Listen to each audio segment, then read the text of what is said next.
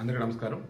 వెనకాల అటాచ్ చేస్తున్న ఇమేజ్లో వందే మాత్రం ఫుల్ ఏదైతే ఉన్నదో బంకించంద్ర చటర్జీ 1875 నవంబర్ 7న రాసింది, అది పెడుతున్నా. దానికి మన వాళ్ళు 1923 ఆ సమయంలో వందే మాతరంకు సంబంధించి బంకించంద్ర చటర్జీ రాసినటువంటి మొత్తం లైన్లు ఏవైతే ఉన్నాయో దానికి సంబంధించి ఒక పిక్చర్ ఫార్మాట్ ఇచ్చారు. దేవతలు ఏ రకంగా దేశాన్ని కాపాడతారు అండ్ బ్రిటిష్ వాళ్ళని ఏ రకంగా మనల్ని పారద్రోలాలి, ఏ రకంగా ఆ దేవీ దేవతల యొక్క ఆయుధాలు ఆ శక్తి మన ప్రజలకు ఇస్తారు, దాంతో మనం ఎలా తిరగబడతాం బ్రిటిష్ వాళ్ళ మీద అని చెప్పేసి ఆ పిక్చర్ పెడుతున్నా.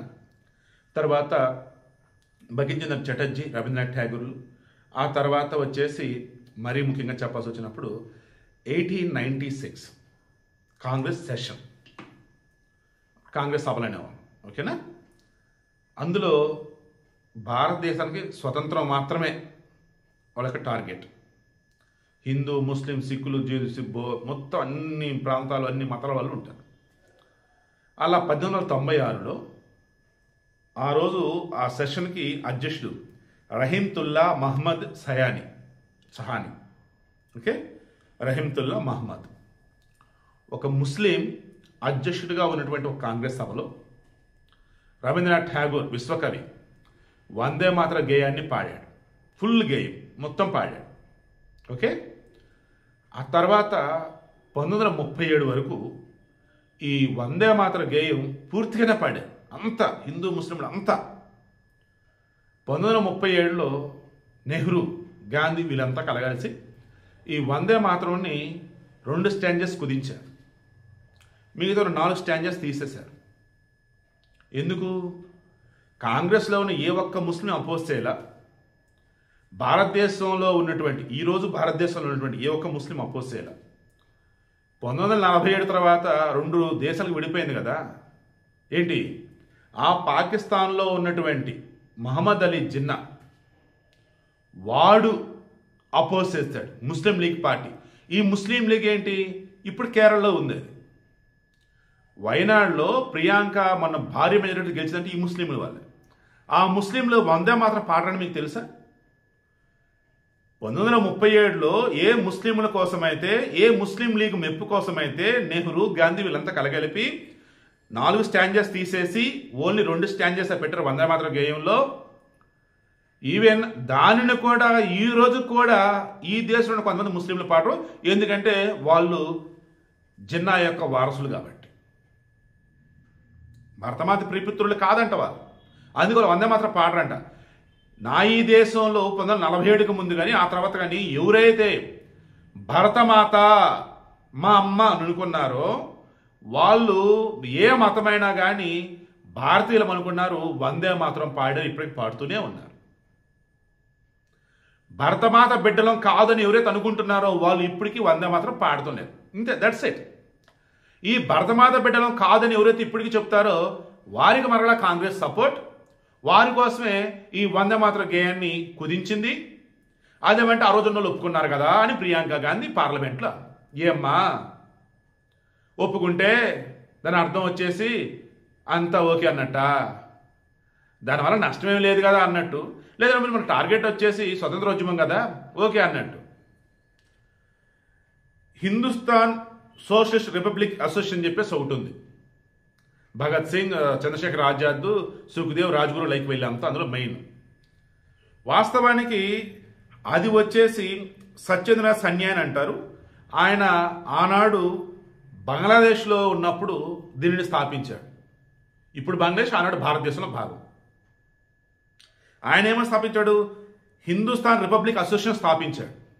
అప్పుడే కమ్యూనిజంగా ఉన్నటువంటి మన భగత్ సింగ్ ఏం చేశాడు? దానిని హిందుస్థాన్ సోషల్ రిపబ్లిక్ అసోసియేషన్గా మార్చాడు. బట్ ఎవరు అపోజ్ చేయలే, దేశం కోసం అనుకున్నారు అంతే. సో మా ప్రియాంక గారు ఏంటండి మీరు ఆ రోజు అంత ఒప్పుకుంటేనే మార్చారు అంటున్నారు. అంత ఒప్పుకోవడం కాదమ్మా. మీ ముత్తాత నెహ్రూ ముందున్నాడు, ఇంకా అందరికన్నా పెద్ద ఆయన గాంధీ ఉన్నాడు, వాళ్ళు చెప్పారులేరా ఓకే అని చెప్పి సైలెంట్ ఉన్నారు అంతే తప్ప మిగతా 4 స్టాంజెస్ని వ్యతిరేకించడం కాదు దాని అర్థం. అర్థమవుతుందా? ఇప్పటికీ ముస్లింల కోసం బతుకుతుంది ఈ పార్టీ, ఏది కాంగ్రెస్. నా దేశంలో ఏ ఒక్క ముస్లింని తప్పబడతలా. మీరు కాంగ్రెస్ ట్రాప్లో పడ్డారు. మీరు మత రాజకీయ చేసే పార్టీ ట్రాప్లో పడి, అది గుర్తుంచుకోండి. ఎంఐఎం అయినా కాంగ్రెస్ అయినా బీజేపీ అయినా ఏదైనా కానీ మతోన్మాదంతో ఉంటూ ప్రజలని ఏ కాడికి హిందువులు, ముస్లింలు, సిక్కులు, క్రైస్తవులు, జైనులు, బౌద్ధులు అంటూ విభజిస్తూ ఏ పార్టీలు అయితే ఉన్నాయో వాళ్ళు ఈ దేశానికి ప్రమాదకరమే. ముస్లింలకు ప్యాంపరింగ్ అసలు ఏ రేంజ్లో ఉండేదండి కాంగ్రెస్ది. ఖిలాఫత్ ఉద్యమం అని చెప్పేసి 1919 to 1924 జరిగింది. 1919-1924 మధ్య జరిగింది. షౌకత్ అలీ, మహమ్మద్ అలీని ఇద్దరు అన్నదమ్ములు స్టార్ట్ చేశారు. ఖిలాఫత్ ఉద్యమం ఏంటంటే టర్కీ ఆనాడు ఖలీఫా సామ్రాజ్యం అంటారు. ఏది ముస్లింస్ నుంచి ఎన్ని దేశాలు ఉన్నా కానీ ఖలీఫా సామ్రాజ్యం. ఆ ఖలీఫా అన్న పర్సన్ ఎవరైతే ఉంటారో అదనంగా చక్రవర్తి అన్నట్టు. బ్రిటిష్ వాళ్ళు ఏమన్నారు, ఎవడరా నువ్వు, మొత్తం మా చేతిలోకి వస్తే నువ్వేంద్రా తప్పుకో అని అంటే వీళ్ళు లేదు లేదు అని బ్రిటిషర్కి వ్యతిరేకంగా వీళ్ళు ఉద్యమం స్టార్ట్ చేశారు. ఎవరి కోసం? వాళ్ళ ఖలీఫా చక్రవర్తి కోసం, లేదా వాళ్ళ ఖలీఫా రాజ్యం కోసం, వాళ్ళ ముస్లిం ఇది కోసం. దానికి గాంధీ సపోర్ట్ తెలుసా? హిందువులు అందరూ కూడా వెళ్ళండి సపోర్ట్ చేయండి వెళ్ళి వెళ్తా అన్నాడు.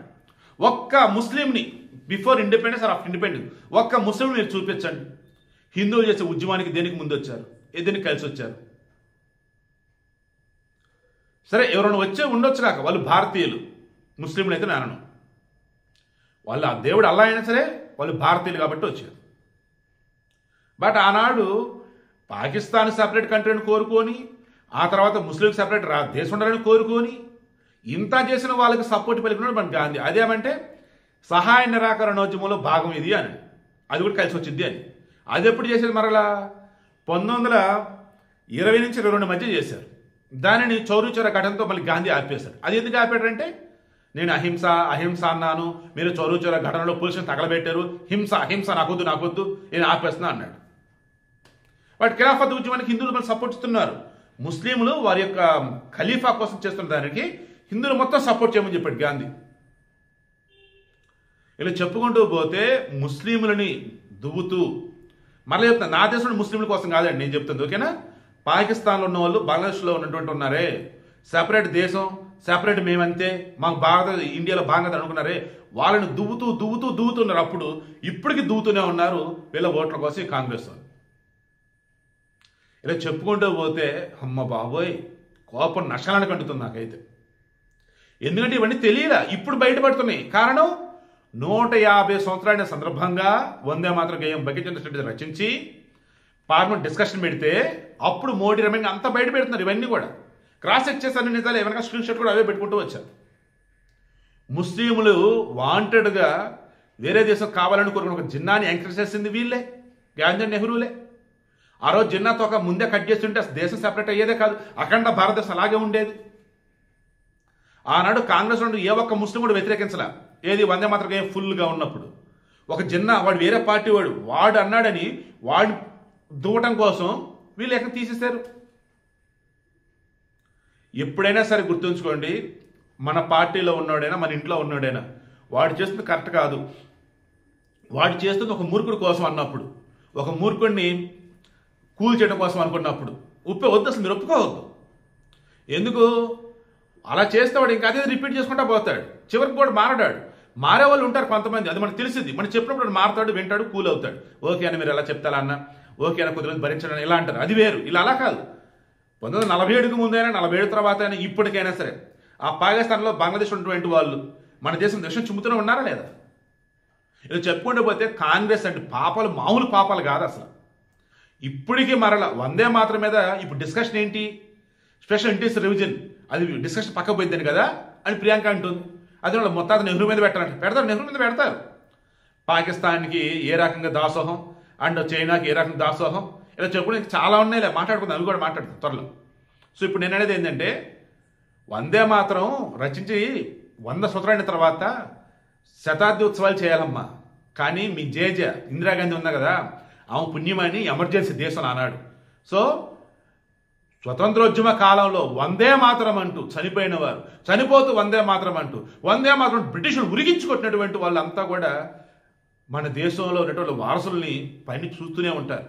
100 సంవత్సరాలు కదా సంబరాలు చేసుకుంటారని యాడ్ చేశారు, చేసుకునేవాళ్ళు ఇందిరాగాంధీ. 150 సంవత్సరాలు అయినప్పుడు ఇదిగో ఇప్పుడు భరతమాత ప్రియపుత్రుడు మోదీ ఆధ్వర్యంలో ఉత్సవాలు చేస్తున్నారు, డిస్కషన్ పెడుతూ ఉన్నారు. సో చెప్పాలంటే నాకు కోపం వస్తుందండి. అసలు ఏం కాంగ్రెస్ ఏందో నిజంగా రేవంత్ రెడ్డి లాంటి కొంతమందిని చూసి, కర్ణాటక డీకే శివకుమార్ లాంటి కొంతమందిని చూసి ఈ కాంగ్రెస్ ఇంకా భరించాల్సి వస్తుంది. కానీ రాహుల్ అండ్ ప్రియాంక ఆ ఫ్యామిలీ వాళ్ళు నిజంగా అనకూడదు. కానీ అసలు వాళ్ళే ఫ్యామిలీనో మరి వాళ్ళేంటి, అసలు దేశం కోసం ఉన్నారా ముస్లింల కోసం ఉన్నారా? బహుశా ఎందుకులే మనకు అవన్నీ మనకు వద్దులే, కానీ అది బీజేపీ వాళ్ళు చూసుకుంటారు. ఒక జర్నలిస్ట్ నేను చెప్పాల్సి మొత్తం చెప్పాను. ఇప్పుడు మీరు చెప్పండి, కాంగ్రెస్ని, గాంధీని, నెహ్రూని వీళ్ళని ఇంకా ఏంటి, వీళ్ళని ఇంకా నెత్తిన పెట్టుకుందామా? వీళ్ళని ఇంకా అసలు ఒక చిన్న మాట ఎవరైనా అంటూ ఉంటే అనొద్దని ఆపుదామా? లేదు అన్నప్పుడు ఇంకేంటి కింద కామెంట్లో తెలియచేయండి. అశ్లీలంగా వద్దు అండ్ అసభ్యంగా వద్దు అండ్ లిమిట్స్ క్రాస్ వస్తూ పిచ్చి పిచ్చి కామెంట్లు పెట్టకండి, ఇబ్బంది పడతారు. ఎందుకంటే కొత్త చట్టాల ప్రకారం ఏ మాత్రం తేడా కామెంట్లు పెట్టినా ఇబ్బంది అయింది. మీకు జాగ్రత్త. కాంగ్రెస్ గవర్నమెంట్ తెలంగాణలో ఉంది, సెంట్రల్లో వచ్చేసి మోడీ గవర్నమెంట్. బట్ ఓవరాల్గా అన్నప్పుడు కొత్తగా వచ్చినటువంటి ఈ సెక్షన్స్ ప్రకారం తేడా కామెంట్లు, బూతులు కామెంట్లు కనుక పెడితే మీకు ఇబ్బంది అయింది. జాగ్రత్త.